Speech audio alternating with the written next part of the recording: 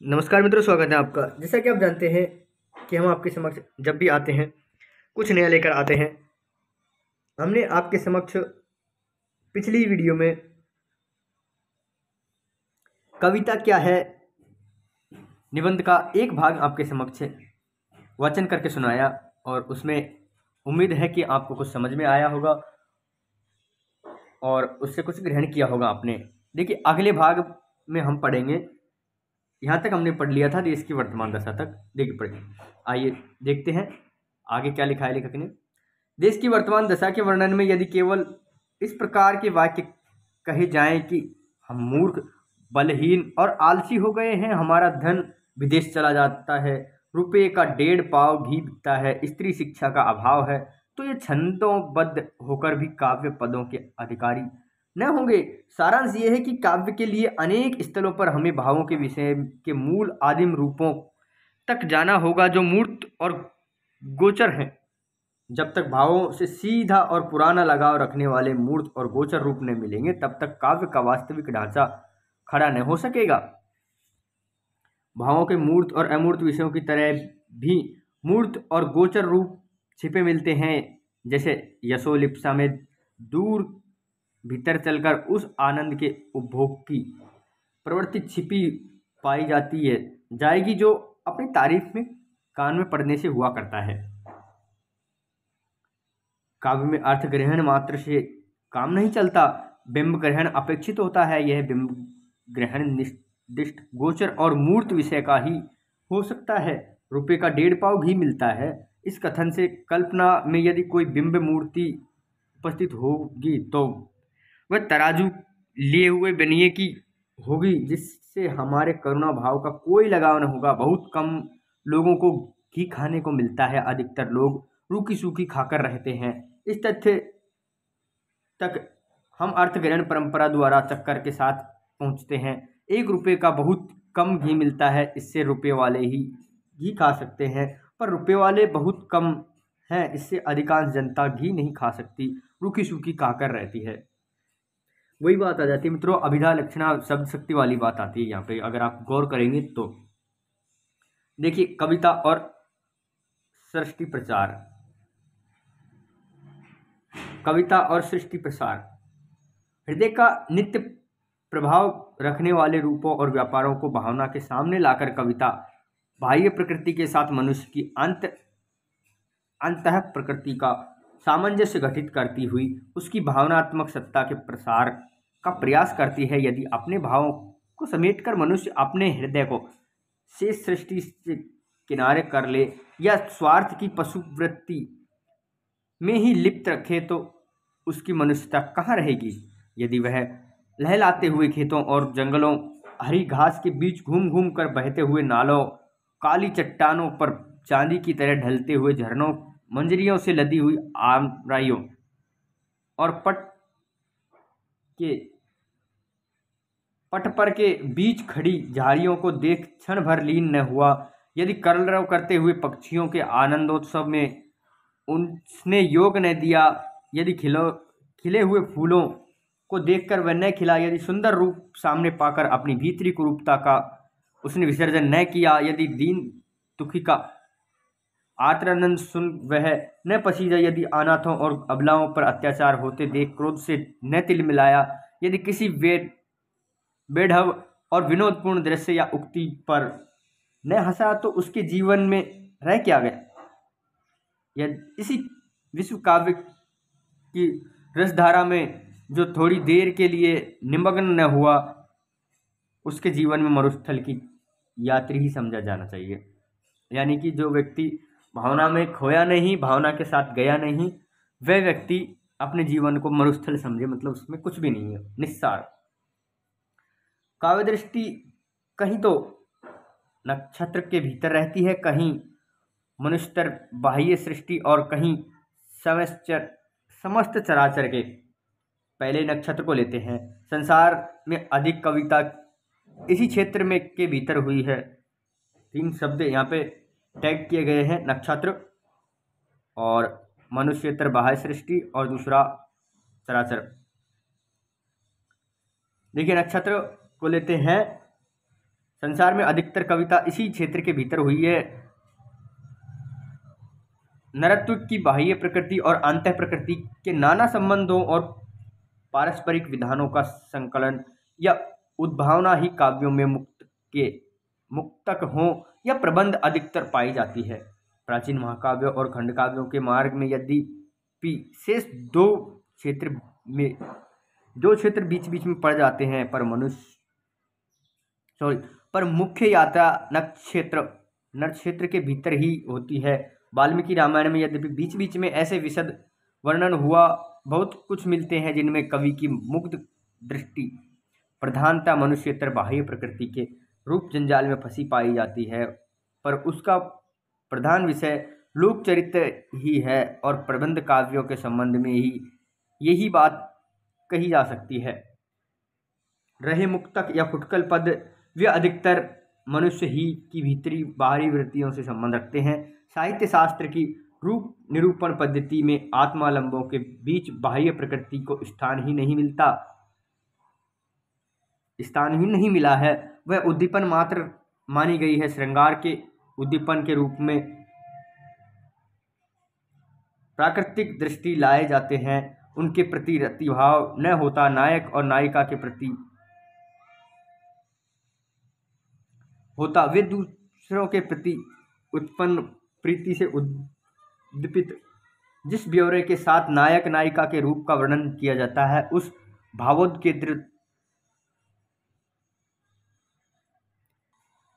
भावोद्रेक और उस ब्यौरे के साथ उसकी नहीं, कहीं कहीं तो उनके नाम गिनाकर ही काम चला लिया जाता है। मनुष्य के रूप और व्यापार या मनोवृत्ति के सादृश्य साधर्म्य की दृष्टि से जो प्राकृतिक वस्तु व्यापार आदि लाए जाते हैं, उनका स्थान भी गोप ही समझना चाहिए। वे नर संबंधी भावना को ही तीव्र करने के लिए रखे जाते हैं। अब दूसरा देखिए, मनुष्यतर बाह्य प्रकृति का आत्मालंबन के रूप में ग्रहण हमारे यहाँ संस्कृत के प्राचीन प्रबंध काव्यों के बीच बीच में ही पाया जाता है। वहाँ प्रकृति का ग्रहण आलंबन के रूप में होता है। इसका पता वर्णन की प्रणाली से लग जाता है। पहले ही कह आए हैं कि किसी वर्णन में आई हुई वस्तुओं का मन में ग्रहण दो प्रकार का हो सकता है, बिंबाग्रहण और अर्थग्रहण। किसी ने कहा कमल। अब इस कमल पद का ग्रहण कोई इस प्रकार भी कर सकता है कि ललाई हुई सफ़ेद पंखड़ियों और झुके हुए नाल आदि के सहित एक फूल की मूर्ति मन में थोड़ी देर के लिए आ जाए और कुछ देर बनी रहे। इस प्रकार भी कर सकता है कि कोई चित्र उपस्थित न हो, केवल पद का अर्थ मात्र समझकर काम चला लिया जाए। काव्य के दृष्टि चित्रण में पहले प्रकार का संकेत ग्रहण अपेक्षित होता है और व्यवहार तथा शास्त्र चर्चा में दूसरे प्रकार का बिंब ग्रहण वही होता है जहाँ कवि अपने सूक्ष्म निरीक्षण द्वारा वस्तुओं के अंग प्रत्यंग, वर्ण, आकृति तथा उनके आसपास की परिस्थिति परस्पर संश्लिष्ट विवरण देता है। बिना अनुराग ऐसे सूक्ष्म ब्यौरे पर न दृष्टि ही जा सकती है और न ही रम ही सकती है। अतः जहाँ ऐसा पूर्ण और संश्लिष्ट चित्र मिले, वहाँ समझना चाहिए कि कवि ने बाह्य प्रकृति को आलंबन के रूप में ग्रहण किया। उदाहरण के लिए वाल्मीकि का यह हेमंत वर्णन लीजिए। वाल्मीकि ने क्या हेमंत वर्णन किया, देखिए। अवसाय निपातेन किंचित प्रचलिन साधुरा वानान शोभते भूनिर्विस्तरुणानात्पा स्पर्शन्तु विपुल शीत मुंदुके द्विरद्व सुखम अंत्यत प्रीते वनम प्रतिहरते करम अवश्याय तमोनद्वार निर्हार तमस्वाव्रतः प्रसुता इव लक्ष्यते विपुला वनराजे बाष्पसंकलिता रुद्धो विज्ञतिरासर हिमाद्रवालुके स्त्री सरितो भान्ति संप्रातं जराजरिते पद्मे शीर्ण केसर कर्णिके नालशेष हिमार्दो वस्तने भान्ति कमलाकरा।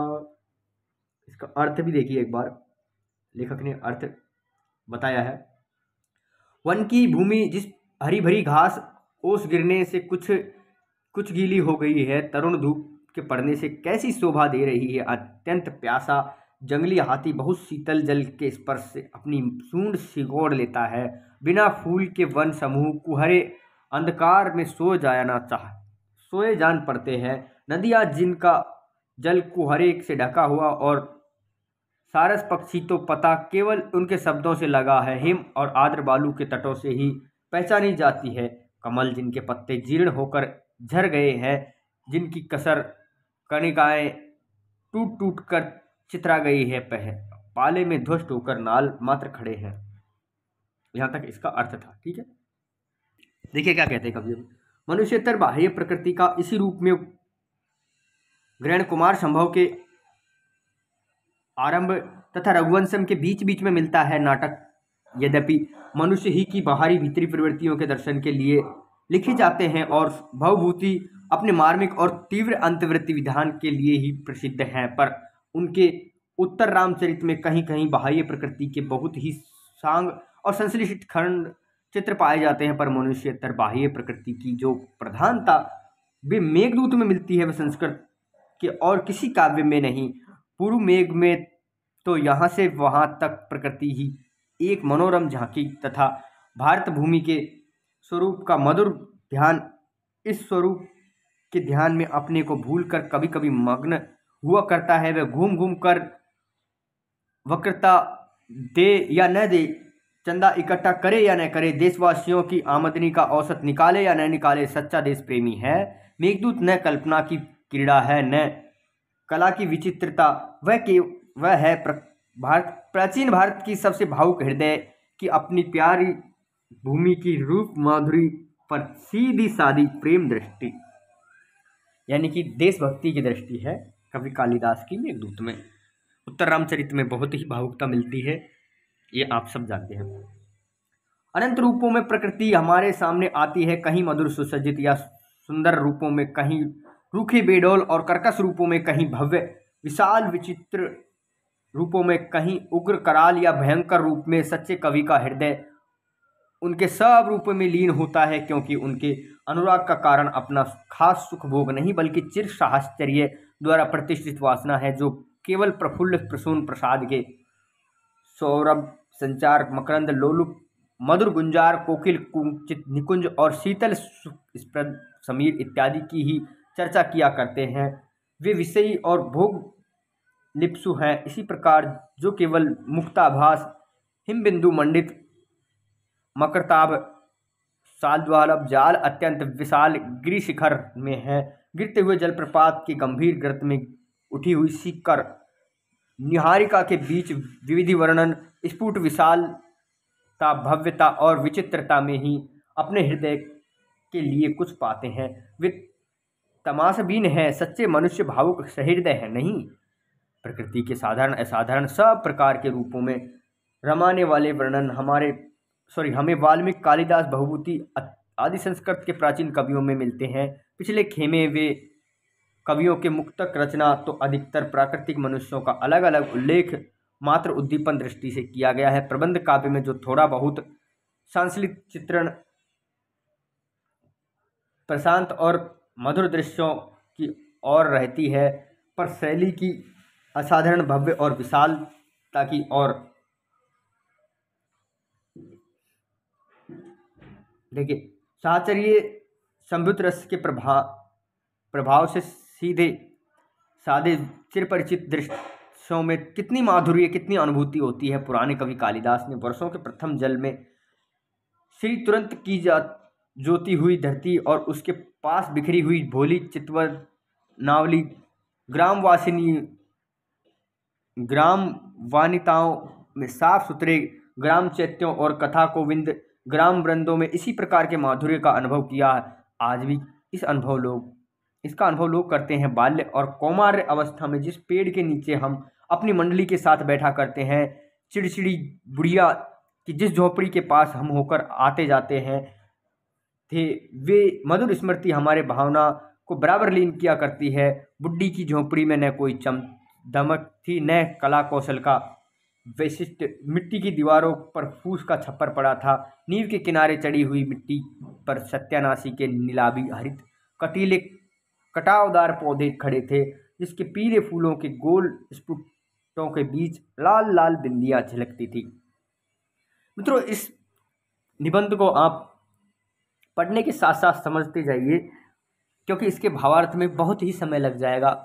जितना आपको पद्य के भाव में लगेगा उससे कहीं अधिक गद्य के भाव में लग जाएगा। इसीलिए आप एक बार पढ़िए, 2 बार पढ़िए, 3 बार पढ़िए, उसके बाद में आप इसके भाव को समझने की कोशिश करिए। उम्मीद है आपको बहुत अच्छा समझ में आएगा। अब देखिए सारांश क्या है वो भी हम एक बार पढ़ लेते हैं। सारांश यह है कि केवल असाधारण की रुचि सच्ची हृदयता की पहचान नहीं है। शोभा और सौंदर्य की भावना के साथ जिनमें मनुष्य जाति के उस समय के पुराने सहचरों की वंश परंपरा स्मृति वासना के रूप में बनी हुई है, जब वह प्रकृति के खुले क्षेत्रों में विचरती थी, वे पूरे से हृदय और भावुक कहे जा सकते हैं। वन्य और ग्रामीणों दोनों प्रकार के जीवन प्राचीन है। दोनों पेड़ पौधे, पशु पक्षियों, नदी नाले और पर्वत मैदानों के बीच व्यस्त होते हैं। अतः प्रकृति के अधिक रूपों के साथ संबंध रखते हैं। हम पेड़ पौधों और पशु पक्षियों के संबंध तोड़कर बड़े बड़े नगरों में आ बसे, पर उनके बिना रहा नहीं जाता। हम उन्हें हर वक्त पास में रखकर एक घेरे में बंद करके और कभी कभी मन बहलाने के लिए उनके पास चले आते हैं। हमारा साथ उनसे कभी नहीं छोड़ता बनता। कबूतर हमारे घर के छज्जों के नीचे सुख से सोते हैं और गोरे हमारे छत के भीतर आ बैठते हैं। बिल्ली अपना हिस्सा तो म्याऊं म्याऊं करके मांगती है या चोरी से ले जाती है। कुत्ते घर की रखवाली करते हैं और वासुदेव जी कभी कभी हमारी दीवार तोड़कर निकल पड़ते हैं। वासुदेव जी के साथ मोर बरसात के दिनों में जब सुर्खी चूने की कढ़ाई की परवाह न कर हरी भरी घास पुरानी छत पर निकलने लगती है, तब हमें उनके प्रेम का अनुभव होता है। वह मानो हमें ढूंढती हुई आती है और कहती है कि तुम हमसे क्यों दूर भागते फिरते हो, जो केवल अपने विलास या सुख सामग्री की ही प्रकृति में ढूंढा करते हैं। उनमें उस अनुरागात्मक सत्य की कमी है जो सत्ता मात्र के साथ एकता की अनुभूति में लीन करके हृदय के व्यापकत्व का आभास देता है। संपूर्ण सत्ताएं एक ही परम सत्ता और संपूर्ण भाव एक ही परम भाव के अंतर्भूत हैं। अतः बुद्धि की क्रिया से हमारा ज्ञान जिस अद्वैत भूमि पर पहुंचता है, उसी भूमि तक हमारा भावात्मक हृदय भी इसी सत्व रस के प्रभाव में पहुंचता है। इस प्रकार अंत में जाकर दोनों पक्षियों की वृत्तियों का समन्वय हो जाता है। इस समन्वय के बिना मनुष्यत्व की साधना पूरी नहीं हो सकती। मित्रों, अब यहाँ पे मार्मिक तथ्य की बात करेंगे लेखक, वो हम करेंगे अगले भाग में। निबंध कैसा लग रहा है आप बताइए। वाचन में कोई अशुद्धि है तो उसके लिए माफ़ी चाहते हैं, क्योंकि एक बार गति से वाचन करने और भावना से वाचन करने में फ़र्क है। गति से वाचन करेंगे तो हो सकता है कुछ अशुद्धियाँ छूट जाए और साथ साथ में इसकी भावना भी चलती जाती है, क्योंकि निबंध काफ़ी बड़ा है और हमें और भी सिलेबस कवर करना है, तो थोड़ा हमें स्पीड पकड़नी आवश्यक है। अगर आपको ज़्यादा स्पीड लग रही है, आप वीडियो की स्पीड कम करके देख सकते हैं, उसमें कोई दो राय नहीं है। तो ये वीडियो यहीं तक थी। हो सकता है अगली 2 से 3 वीडियोज़ में ये निबंध पूरा हो जाए, तो जल्द इसको पूरा करने की कोशिश करेंगे। इन्हीं भावों के साथ में लेते हैं आपसे विराम। नमस्कार।